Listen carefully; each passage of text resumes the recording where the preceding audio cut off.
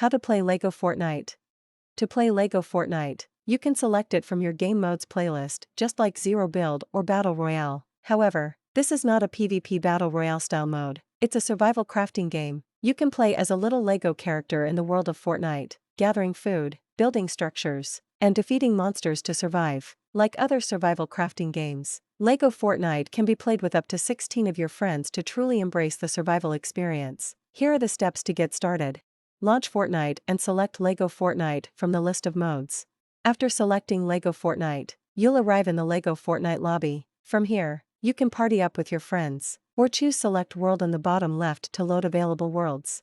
You can then choose to create a new world or join an existing world. Friends can permit you to join their world even while they're offline, if they share their key with you while you're in that world together.